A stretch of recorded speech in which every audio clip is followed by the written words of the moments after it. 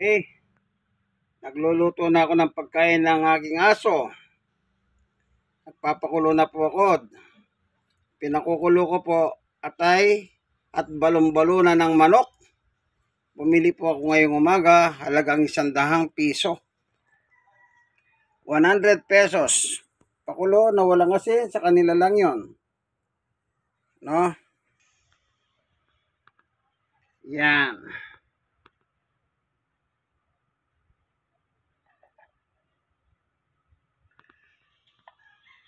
Tira lang nila ngayong umaga ito. Po, kaya konti na lang, kaya bumili ako ng panibago. Tingnan natin.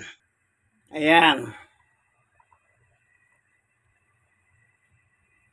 Atay ng manok at balon-balunan ng manok.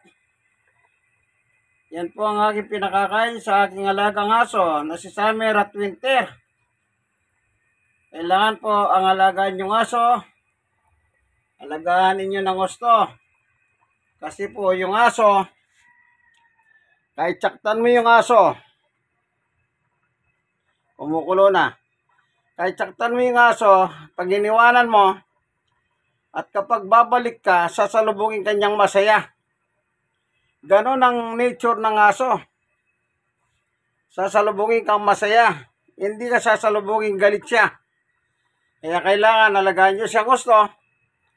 Huwag nyo sila pakainin tira-tira. Yung ibang tao po, pag nag-aalaga ng aso, ang ginagawa, tira-tira yung pagkain. Huwag.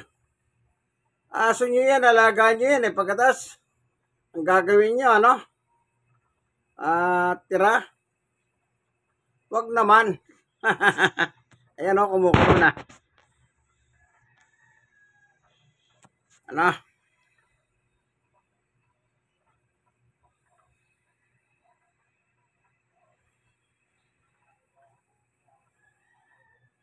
Ayan.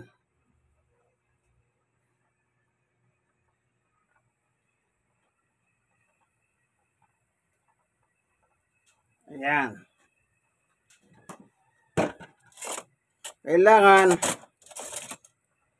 yung atay, yung di bali yung balon-balunan medyo matagal dito kasi alam nyo yung atay kasi baka madurog. Tiyakin nyo lang na wala ng dugo yung atay.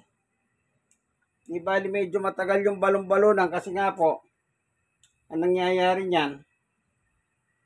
Anong nangyayari? Baka madurog. Kumbaga sa luto, overripe lang dapat ang balon-balunan. Overripe. Ay ano, upcook. Overripe ka ako na upcook. Para maganda siya. Ganyan po ang pag-aalaga ng aso, ano? Dalawang aso ko, si Summer at Winter. Na araw-araw po pinapasal ko sila dito sa aming barangay. Parang exercise na sa kanila yan. Exercise. Okay, hindi. Hanggang dito na lamang kaibigan, ano? Okay. Ang ating munting video, nawa, meron kayong matutunan. Lalo ngayon, kaibigan, mainit ang panahon ngayon. Maligo kayo, paliguan nyo rin ang aso nyo. Sa tanghali, naliligo ko po kaming tatlo. Sabay, kasama ko sila naliligo. Para makadama sila ng ginawa sa katawan. No? Ganyan lang po ang pag-ahalaga ng aso. Sige, hanggang dito na lamang po kaibigan. Ito ang ating munting video. Ano? Ito ang inyong kaibigan, Jesus, Brother Manny Bautista. God bless us all. Bye-bye!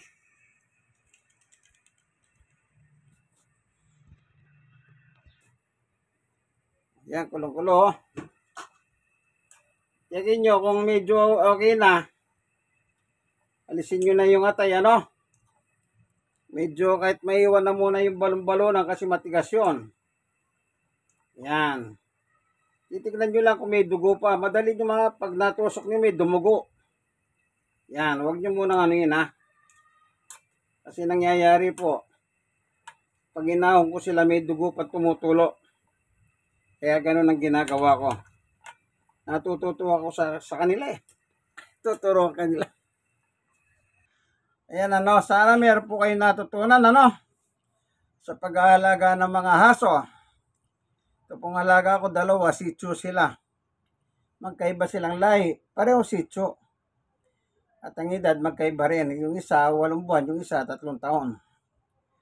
Sige. Ito pong inyong kay... Ay, naubo tuloy ako. Pinawisan ako. Hallelujah. O, sige po, ano? Ito pong inyong kaibigan kay Jesus, Brother Manny Bautista. In Christ alone. Nawadat na kayo ng video ito. Nasa maayos na kalagayan. Like, share na share. Kayong mga nasharean, mag-share po kayo sa iba. God bless us all. Bye-bye!